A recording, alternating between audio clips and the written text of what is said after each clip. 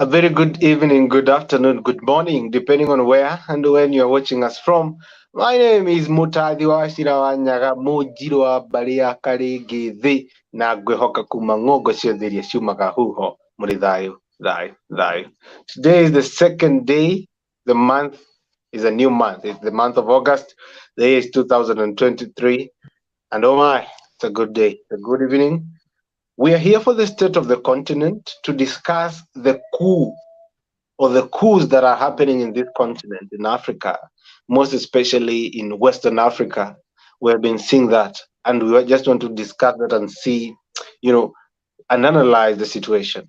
And I also want to make it clear there's a difference between State of the Continent and African Corner. State of the Continent happens today on Wednesday, which is a political show, and African Corner is a social show that happens on Sunday. So I like to always remind you that, because I've been seeing that confusion from our audience a lot.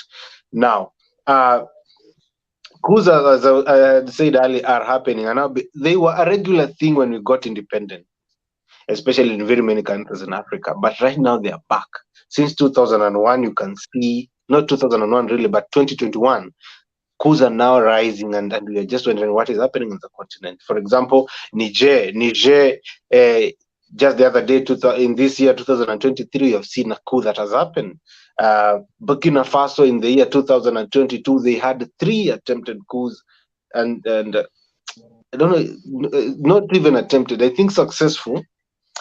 2 of them, and then the Gambia, Guinea-Bissau, Sao Tome and Principe, they had failed attempted coups. So you can imagine the kind of things that are happening in 2020, 21, 22. We have had more than 6 coup attempts, and most of them are successful, and it's coming in a very alarming rate. So, but before we start talking about what is happening in West Africa, Burkina Faso, Niger, like just to hear some sentiments from our guests before they introduce themselves, or rather after they've introduced themselves, and hear what they'll tell us about what happened yesterday in the country. I'm really eager to hear what Grace and Kipto will tell us.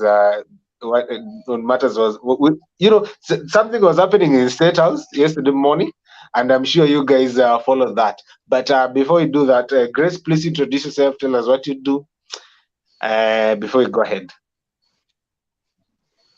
Wow, thank you so much, Washira, for yet another invite. I'm always honored to be here and to be part of these conversations. So my name is Grace Murithi. I am a third year law student at Shire University, and I love being in such conversations that really move or really ask questions and provoke the hard questions and looking for solutions. So thank you.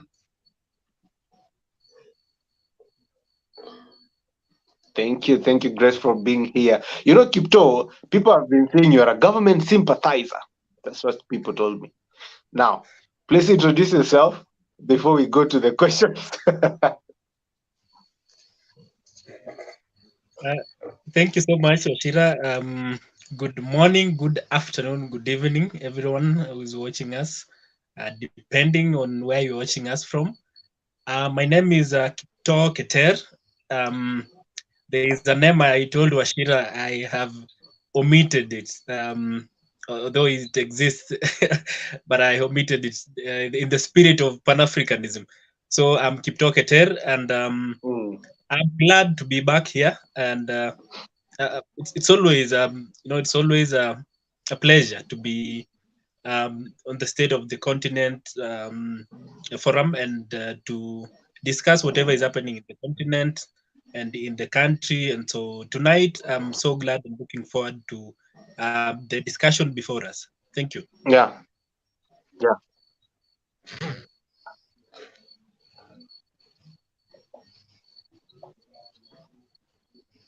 Okay. Thank you very much, Kipto, for being here once again. Timothy Mabango, also please, if you can hear me, introduce yourself and tell us what you do.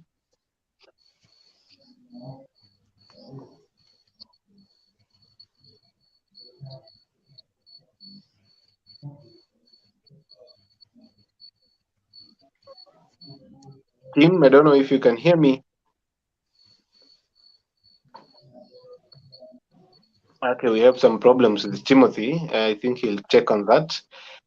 Some comments have started coming in. We have the overall show saying we are here patiently waiting, and we apologize for starting late today. We have a lot of network issues today. And then we have Live, Laugh, and Love saying, Kipto, you are growing big. Did you get hand out from Mamboga's government? And then we have Live, Laugh, and Love saying is tuned. Thank you very much for being here. Thank you very much. Okay, so we want to go ahead and just hear the sentiments of people. What did you do? You think following? Kipto, let me start with you. What do you think, especially starting yesterday, the way the government has been reacting, especially the executive?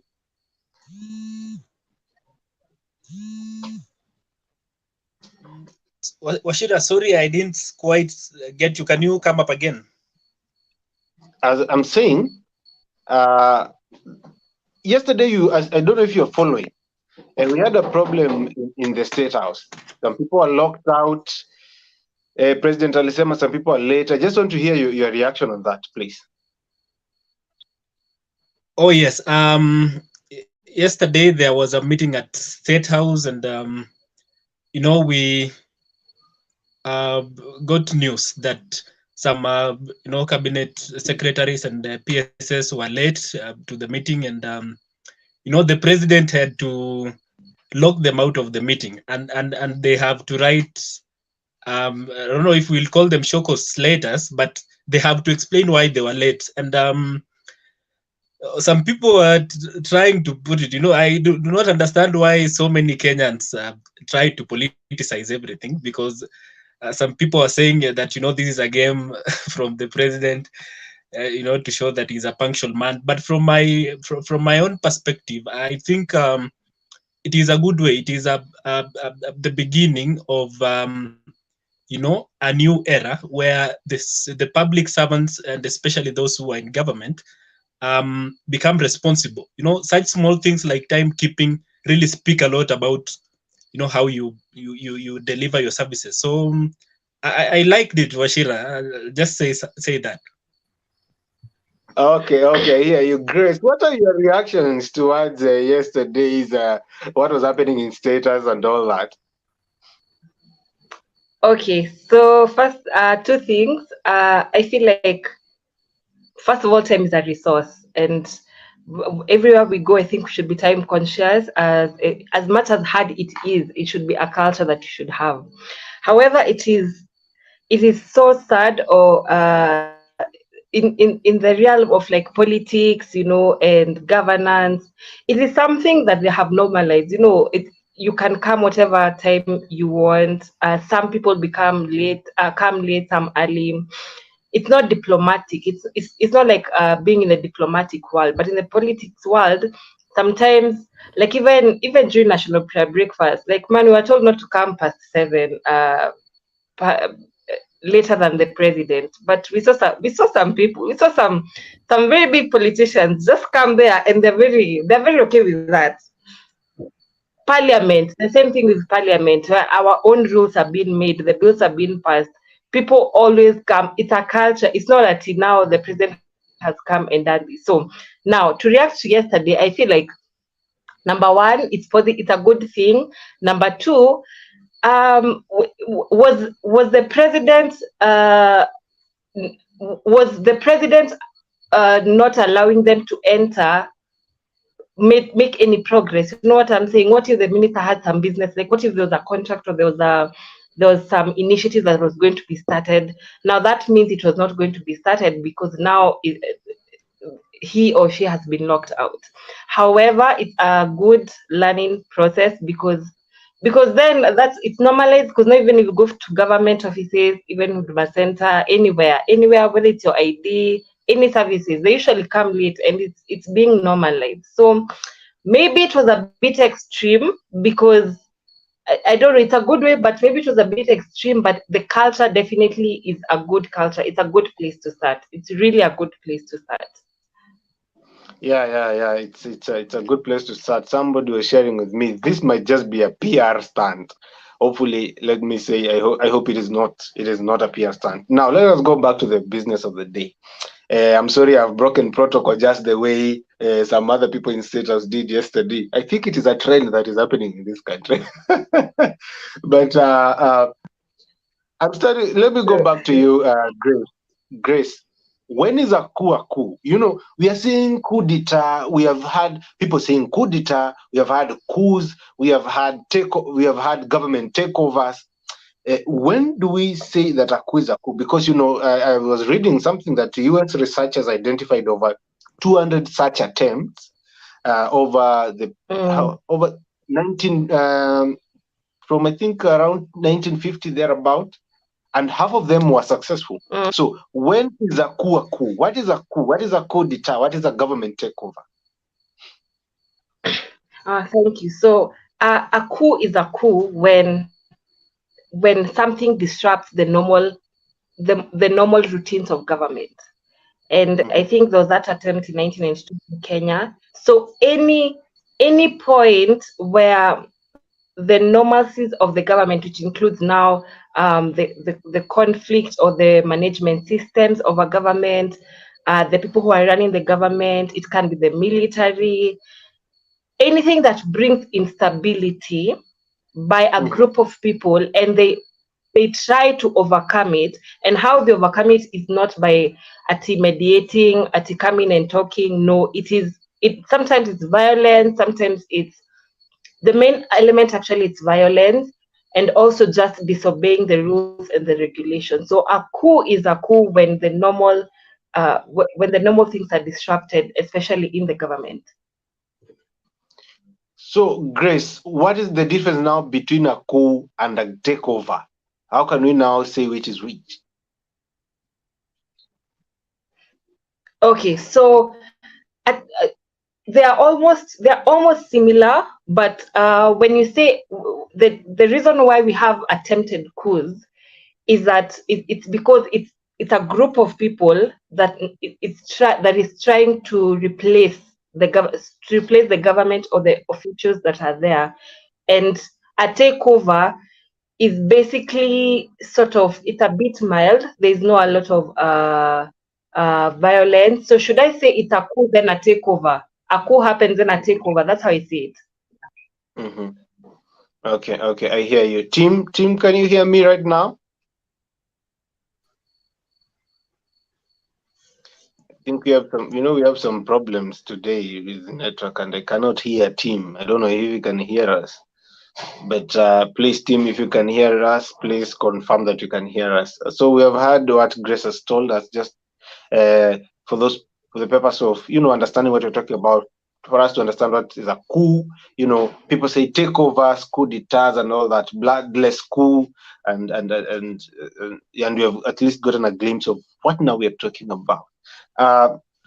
Kipto, I know you're a very let me say, passionate about African politics of Africa. And you tell us, why do we have coups in Africa? Why are there so many coups in Africa, especially right now? We are seeing a lot that is happening since 2021, and a lot of coups and attempted ones. Washira, the history of coups in Africa is one that cannot be explained in abstract, because as of this day, I think we have 70 successful coups or thereabout. And Washira, what I think will inform and what I think will set the foundation that we are going to peg this the discussion on tonight is where majority of these coups have taken place in. Washira, out of around 67 coups that have been successful, 26 of them, which makes about 62 or 61% of these coups, have happened in the Francophone Africa. And it cannot be a coincidence that all these coups, or the majority of these coups, just happened in this region. There must be an underlying condition. There must be something that is prerequisite to the to this coup happening in this particular part of the continent. So I think and we can all link it back. We can all associate it with the former colonial masters of this particular regions. So I think there is something within these regions, which I hope we'll discuss tonight, that has been pushing these people towards a situation where they just decide to now suspend the constitution and take over But government, especially why are by they the increasing right now? As you have said, it is true. It has been happening, especially when people are gaining independence from from the colonizers. But right now there's an increase, especially from COVID, during COVID period. We are just seeing an increase of coups, attempted coups. What is happening right now? Somebody was saying there is an awakening. Somebody is saying, but why is it happening right now? just like the class consciousness, which is a prerequisite to a revolution and the achievement of what I would call socialism or communism. Africa, and particularly the western part of Africa right now, is undergoing what I would refer to as not class consciousness per se, but a consciousness, and they are realizing that we have no other option but to take action in our own hands, to take and to shape our destiny by our own selves, because somebody there is an American, I don't know if it was an actor called Baldwin, who said that the worst or the greatest the worst creation of a society is a man who has nothing to lose. This particular part of the continent right now have nothing to lose because they are already suffering. The poverty levels keep rising every now and then. And so I think they've just reached a point where they have decided that if we do not, if they've realized that if we do not take action in our own hands and shape our destinies, then we will keep, going deeper and deeper into the hole that has already been dug. Okay, I hear you. But let me go back to Grace. But before I go back to Grace, Tim, can you hear me right now? Can you be able to respond? You have been here and we haven't heard from you. I don't know what's happening from your end, Tim.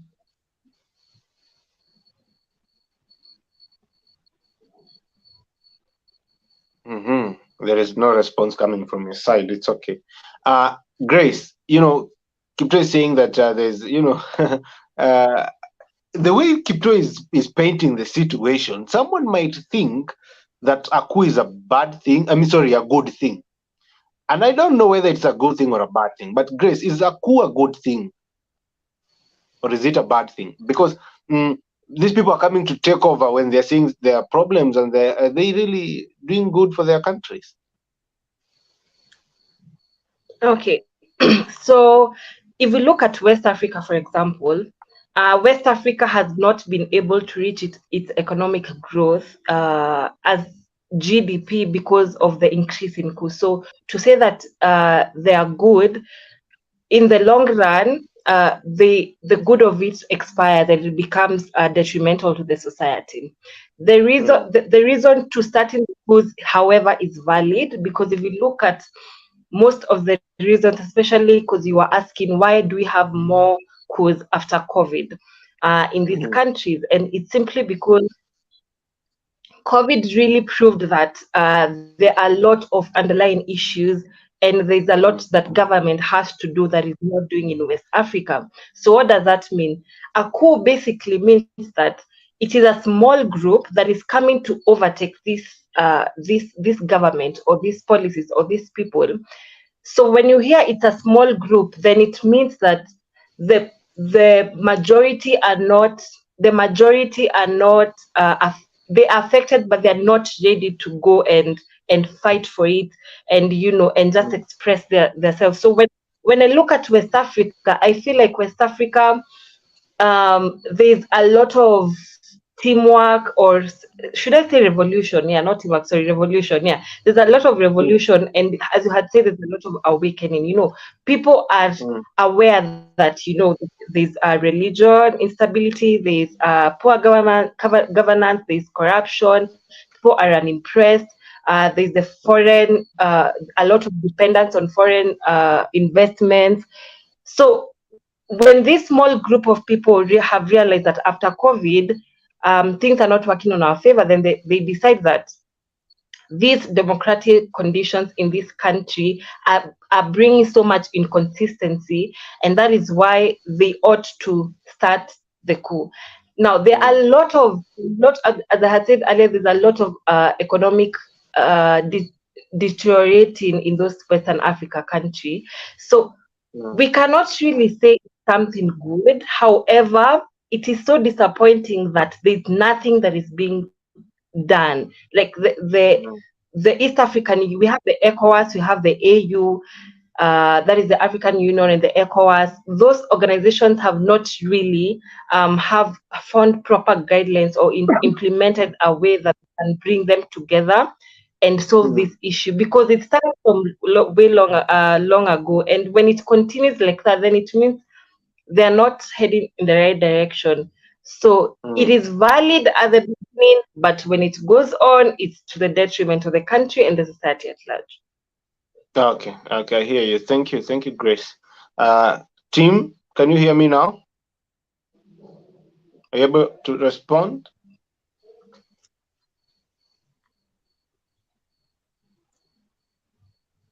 Oshira, may I disagree with Grace Mureithi, and of course agree with her on equal measure? Okay, go ahead.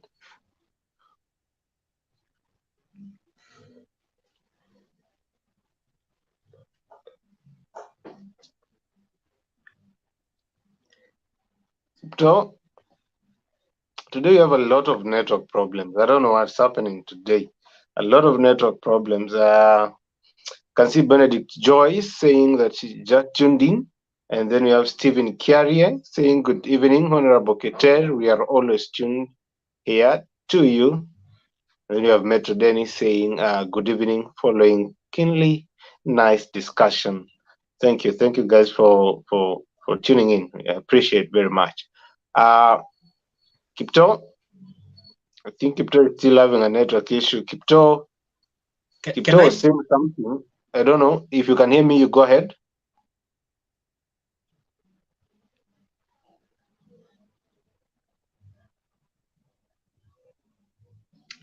I think you lost him. Yeah, you keep losing Kipto, and I don't know. Tim, can you hear us?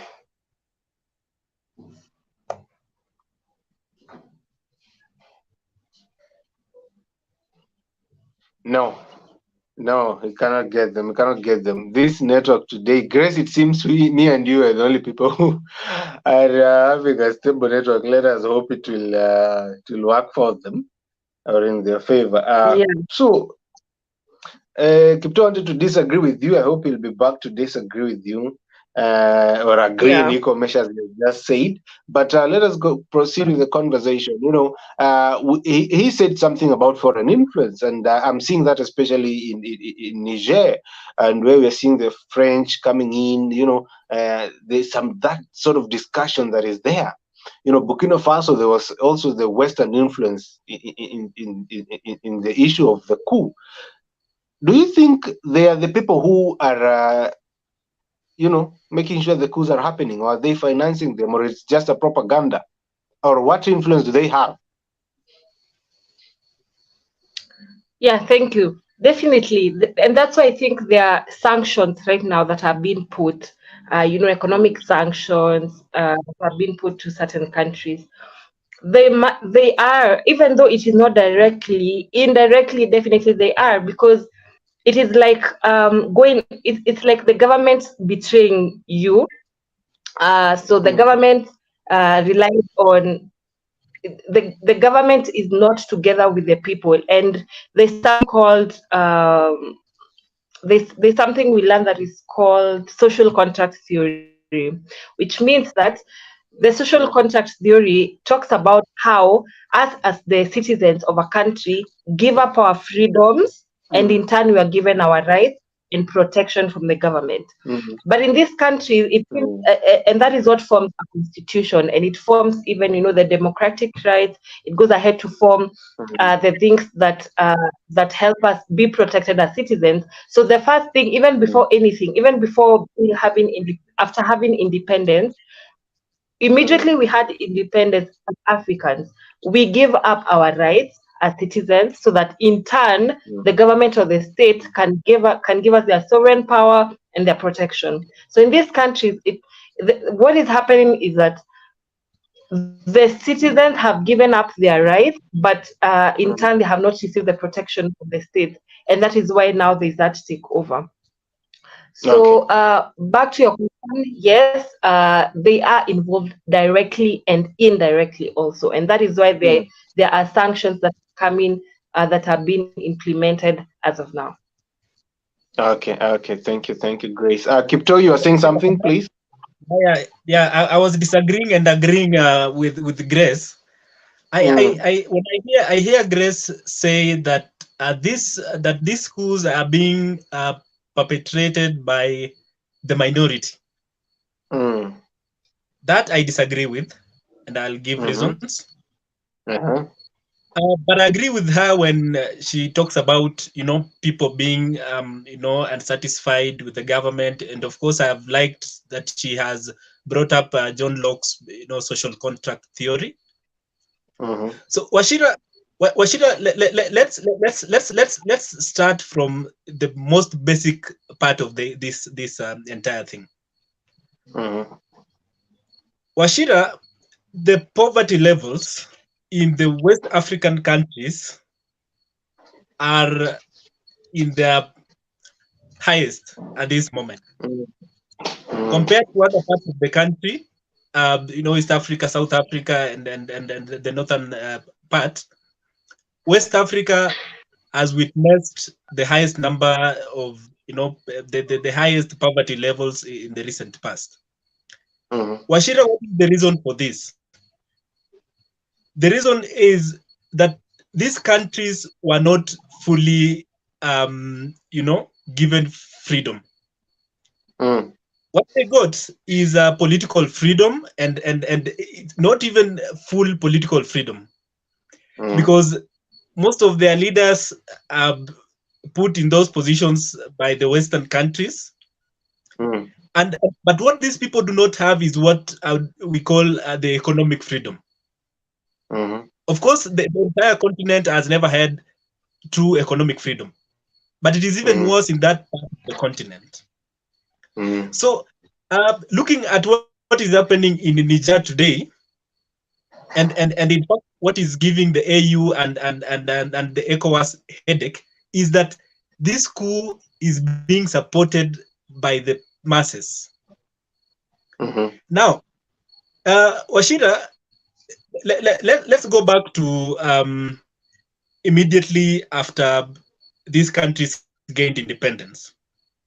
In 1958, when the first president of Guinea, that is Sékou Touré, attempted to to get away from the colonial, the French colonial empire, what happened? The French, while they were leaving and going back to their countries, about 3,000 of them, they destroyed literally everything: schools, hospitals, research institutions. They even killed cows. They even burned food that were in the warehouses. And what was the reason for this, Washira? It was a signal. It was a warning signal to other, former French colonies that if you try to cut ties with us, this is what is going to happen to you. Washira, today, the francophone countries pay up to 65% of their they give up to 65% or 80% of their reserve to the French to the French banks which are operational and which they cannot access. You see, after they've submitted this these amounts, they do not even access it. What they only access is 15%, and whatever is left, they are given as a loan. In fact, in within the same year, that was around 1962 to be exact. The then president of Togo, Sylvanus Olympia, attempted the same thing that had been attempted by Sékou Touré, but this time, because he knew and he had seen what had happened, he agreed to pay what the France call proceeds from the development that happened during the colonization by by France. And in 1963, 40% of that budget, 40% of what of Togo's budget had to be paid, to the French, to France. Washira, you already see. I'm just trying to paint the situation that these countries are in. Okay. So that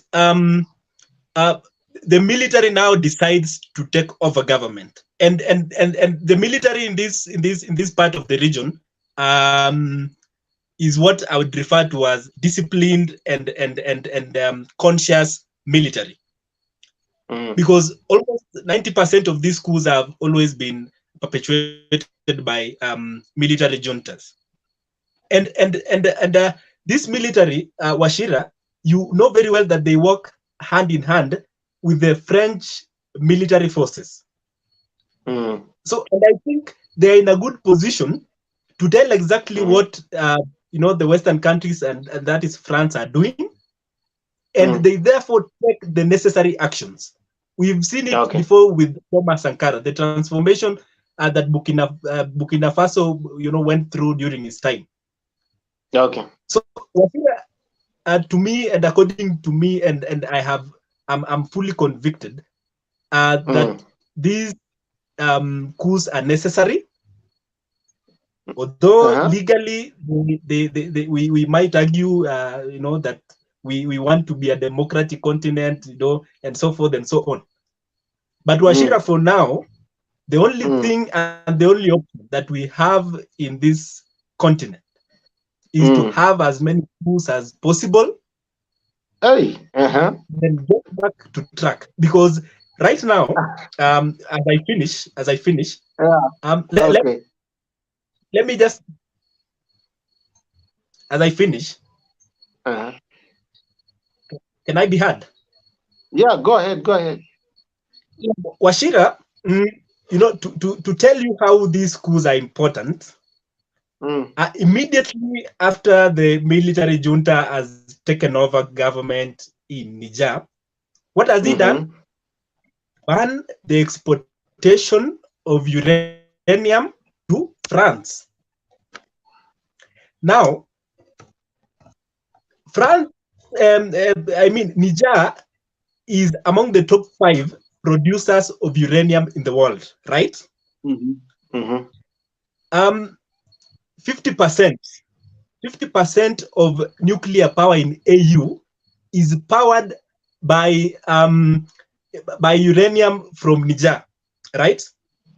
Okay. In fact, 2 out of 3 bulbs in Europe comes from uranium in Niger, right? Okay.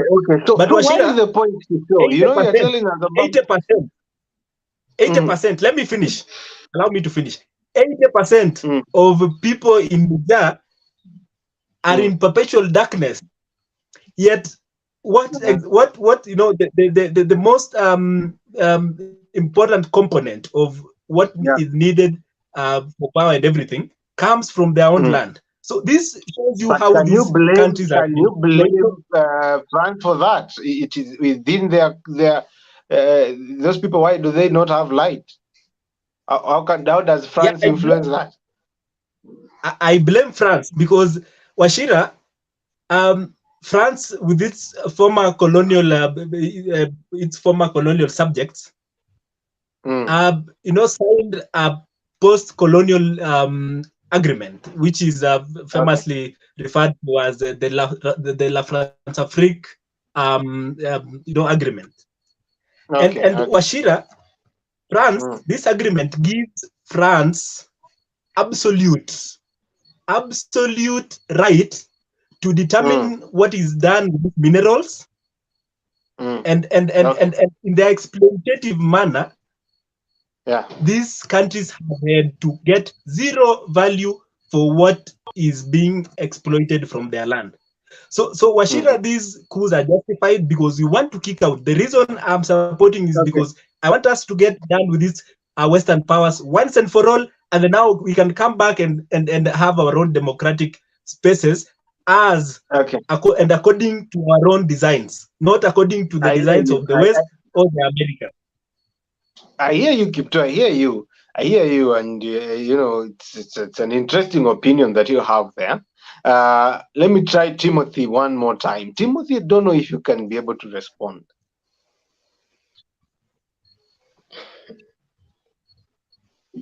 You're muted.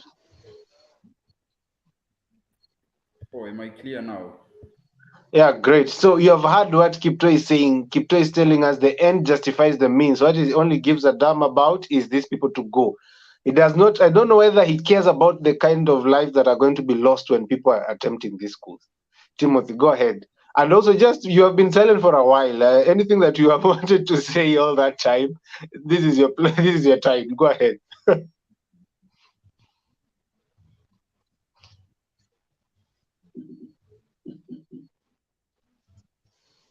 Timothy? Oh, I think I've lost Timothy again. I can see Kevin Vidzo. Kevin Vidzo is saying, following from Malindi. And we have Sharon Okemwa saying, go KK. I don't know if Sharon, you have heard what Kipto has said. I don't know if that is what you're championing for. Timothy, are you back?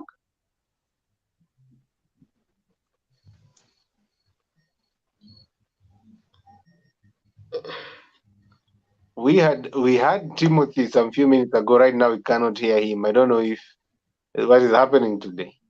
Timothy.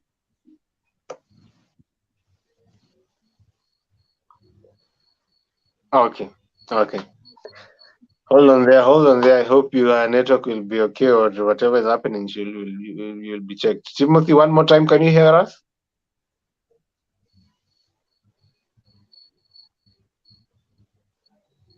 We can't hear him. So let me go back to you, Grace. Grace, you've heard what Kipta said here. I know you have some reactions and some sentiments towards that. Do you think what he's saying should be embraced by Africans?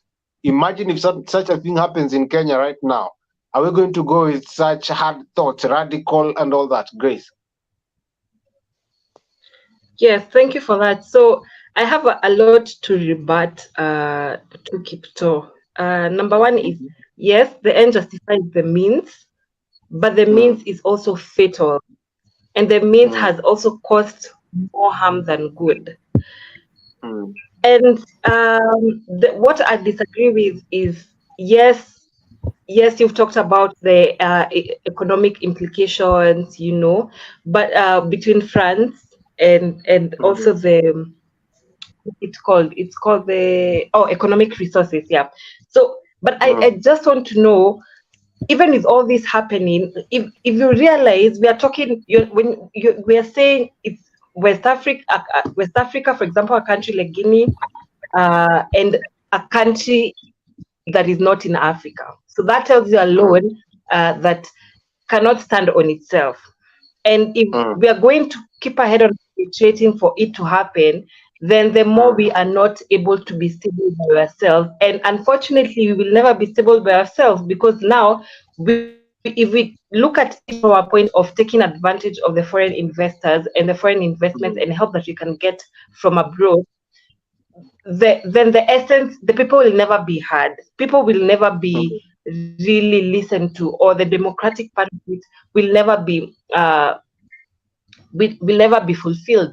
However, I do agree that yes, it is true. the outcome of it, and the things that are happening. For example, we've talked about uranium. It's a plus, yes, but can we get there without having a coup?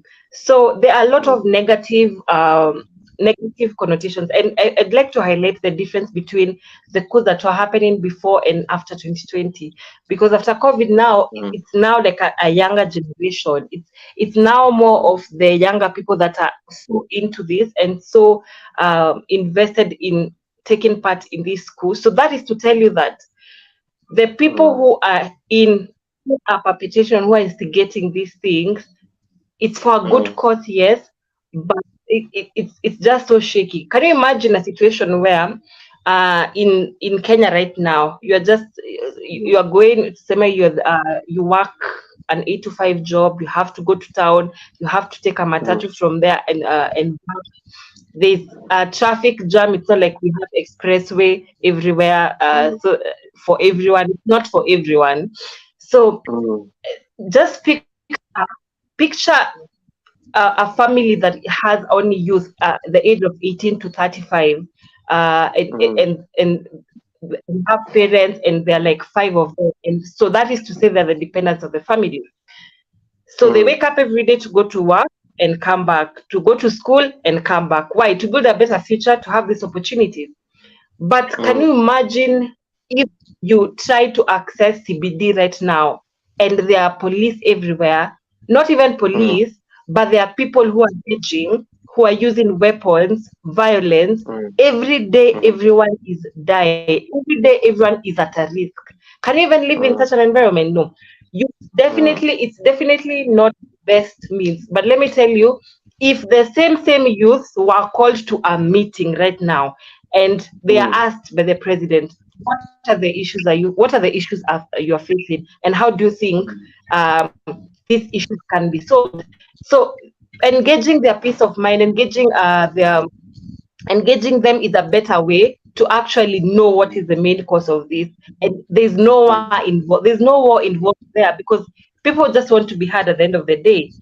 So I can say a smiling crypto, but I think West Africa has just been, for some people have never known peace. In short, there are people who've never known what peace is, because they have been born in the system, born in region wars, born in coup d'etats, takeovers. So it only benefits the politicians, the government, people who are controlling the money. But that poor person in that small estate, Kipto, I don't think atapata hiyo uranium mama kuna venye tu hatapata hata job kwa hiyo company yenye inatoa hiyo uranium or those mineral resource, hatapata. Wenye watapata ni wenye wako kwa government, wenye wanajua watu, and that's the case. Mimi mwenye naenda kufight, mimi mwenye nafanya hivi, it's rare that I will get to be heard. The benefit of it will come to me directly. Apana, I don't think it will come to me directly. It will come to the people who the society thinks is of higher value or even higher qualification. So I think there's a better way to go about it, and it's a time it comes to an end.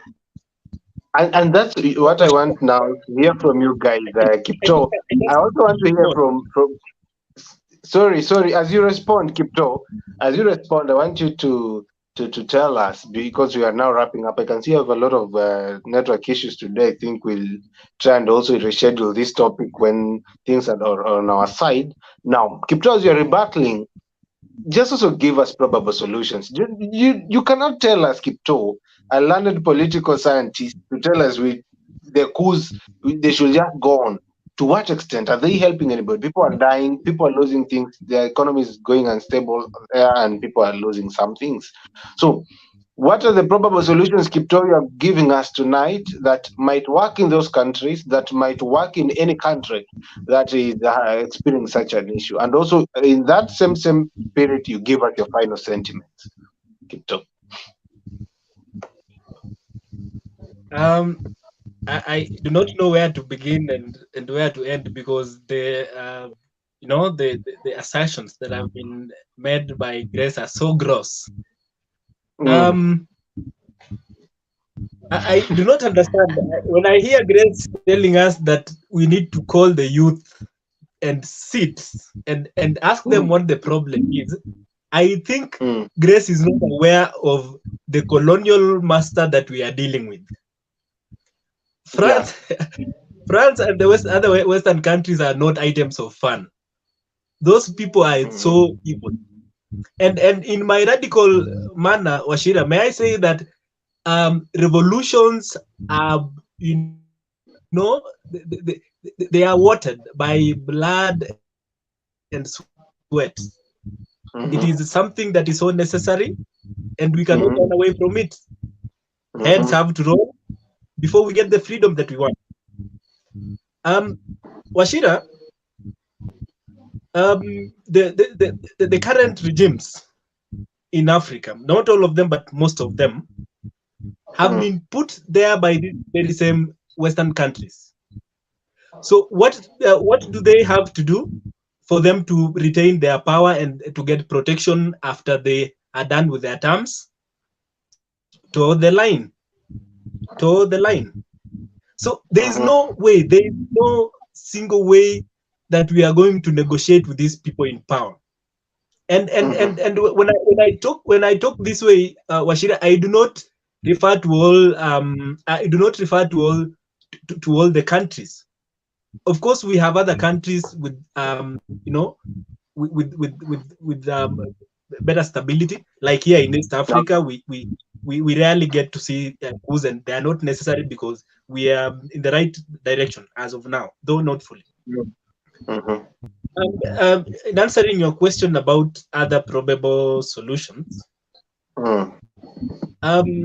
Sekou Toure, when he did what I have mentioned before, and with those very dire consequences, said we as Africans prefer poverty in freedom than opulence in slavery.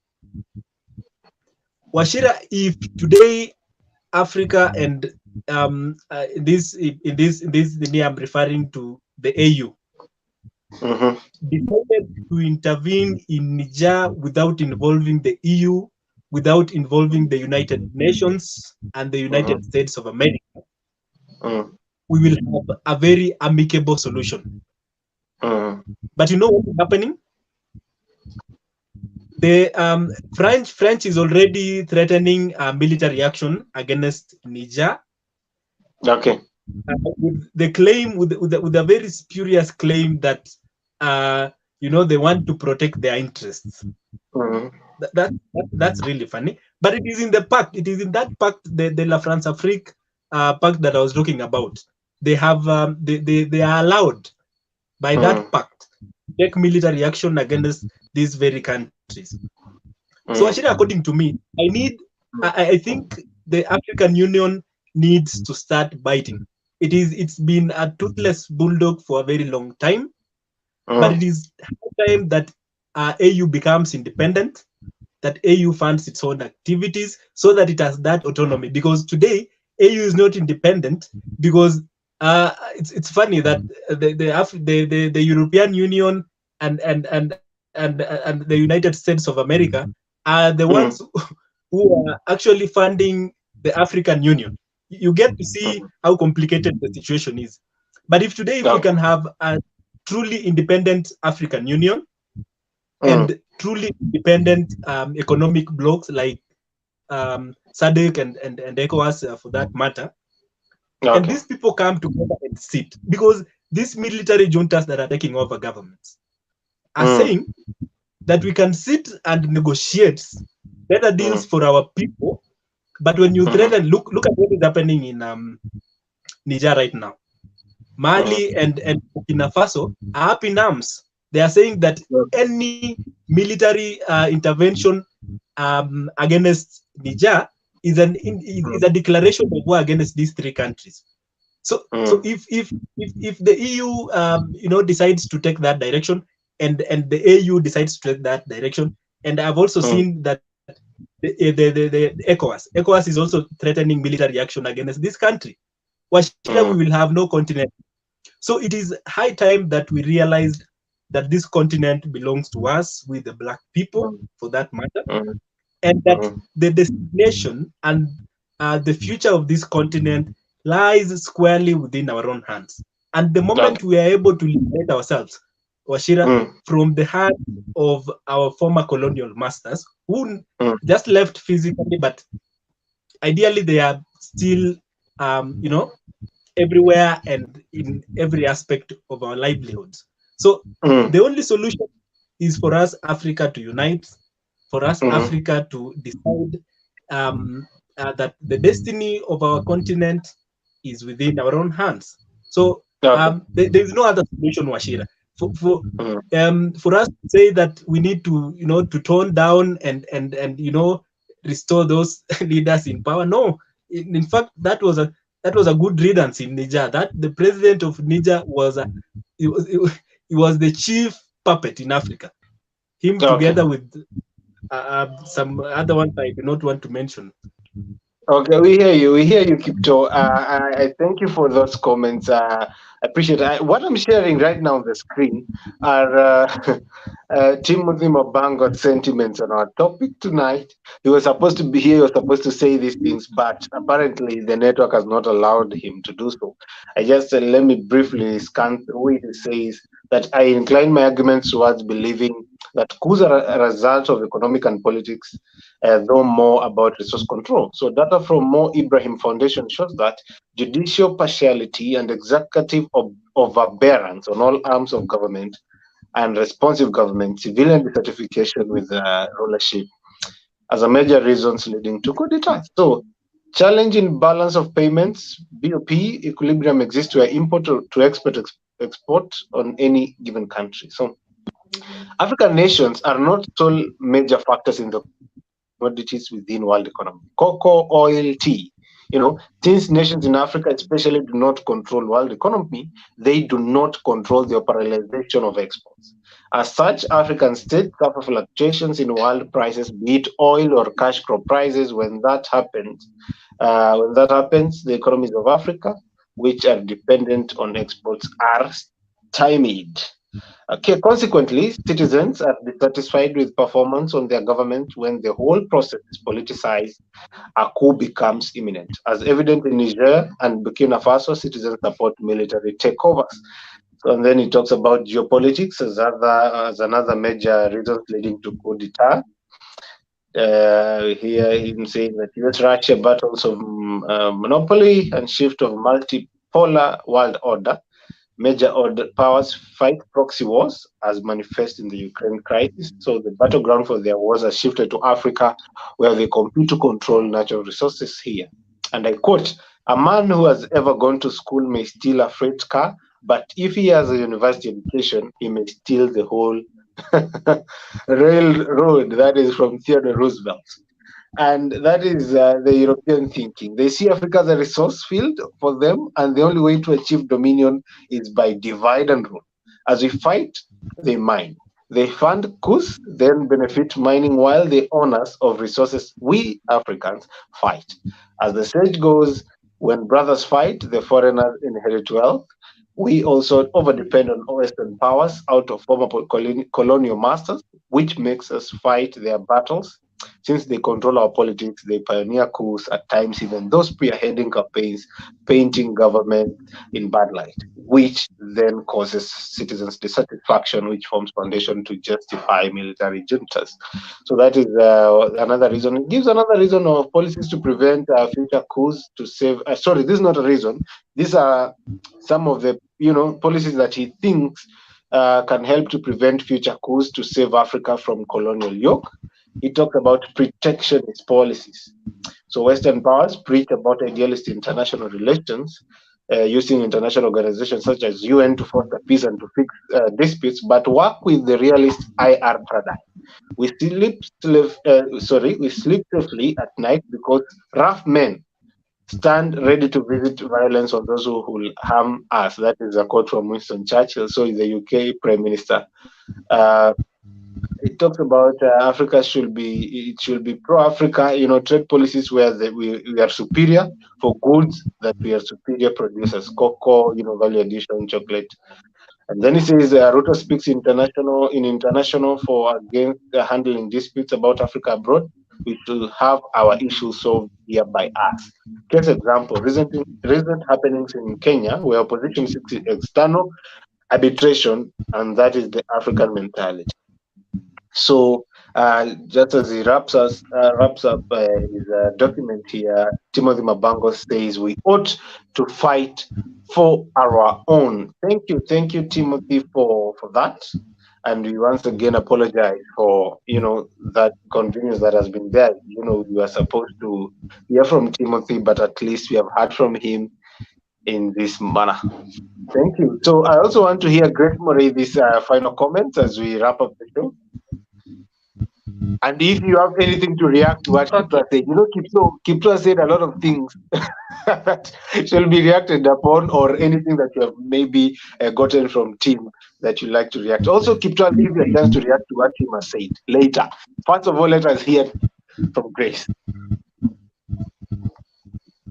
Okay, thank you for that. So I think I do agree with Kipra's last sentiment, which says that we should actually be independent. The African blocs, ECOWAS, AAU, I think it's high time we become independent and not really wait on upon other countries, because now they know we are a big natural resource. And also to Tim, I think the quote he has cited there is that's everything. Like, they know what they are doing, they know what will happen if they fund us, they know the implications, they know what we do not know. But now that we know as leaders and as people who would like that to come to an end, they should really act upon it. Yes, so those are my rebuttals for my two colleagues. So from my side, I really emphasize. Grace, sorry, before you go ahead, there's a question. I think this one was aimed at you. Neva Belden asked, I didn't get your opinion clearly. Is a coup really different from a takeover? I think what I'd answer is a coup happens and then a takeover. Then, because in some countries, there are like 15, you can say someone say like in a country like 15 takeovers and then maybe one successful. So I think Kipto can respond to that one very clearly. So maybe Kipto, you can respond to that one from a diplomatic perspective. Yeah. So I don't know you whether are saying he responds final comment. Okay.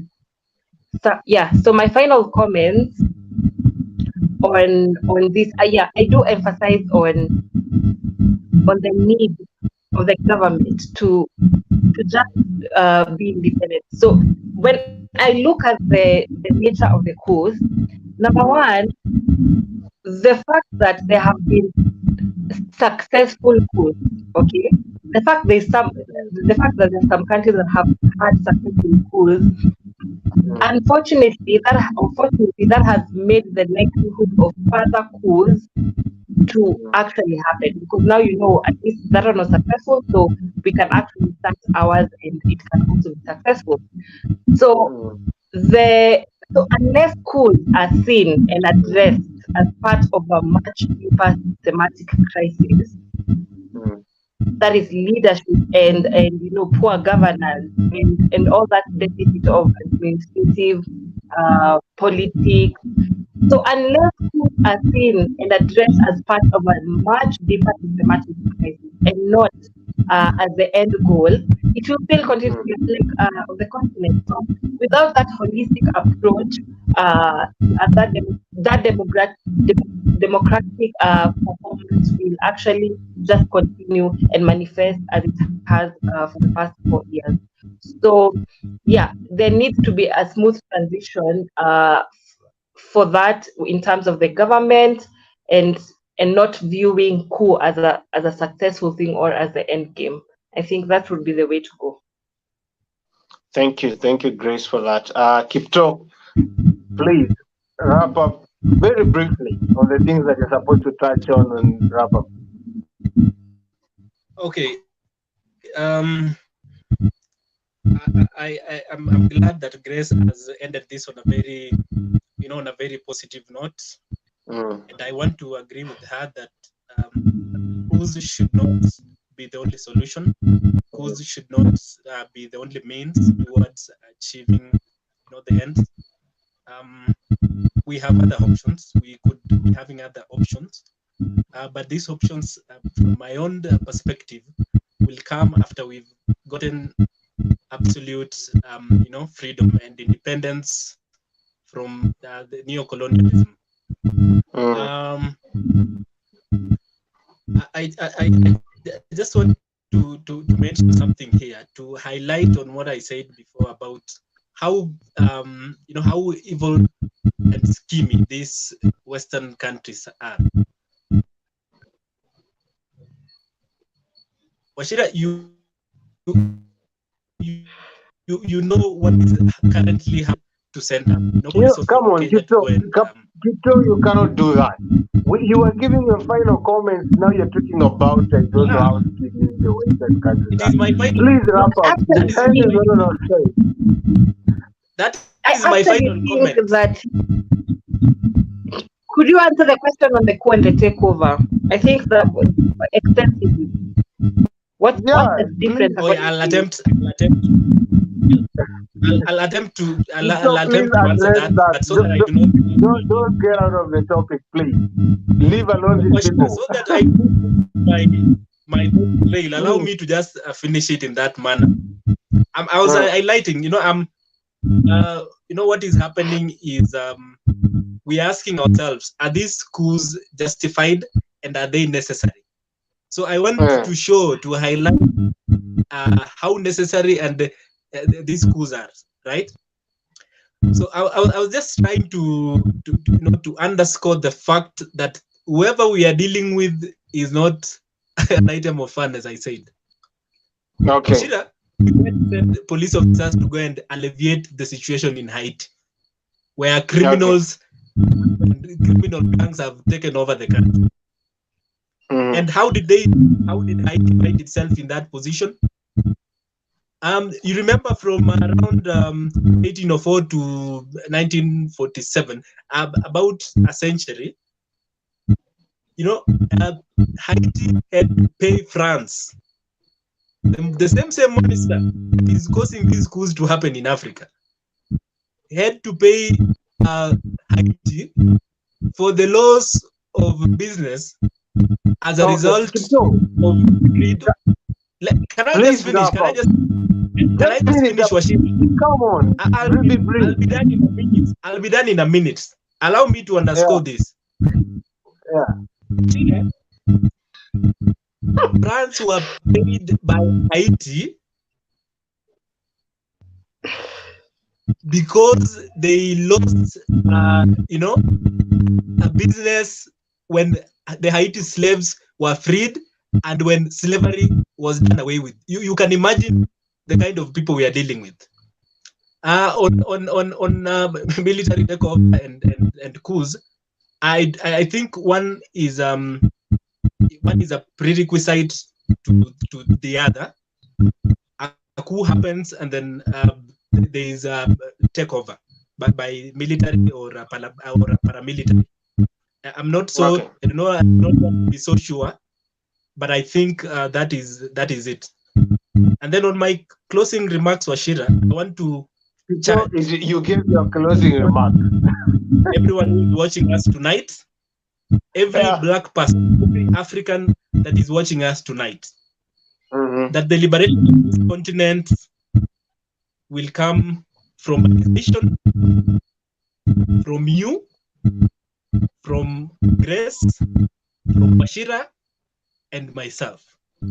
The small things that we are going to do will be part and parcel of our journey towards complete freedom.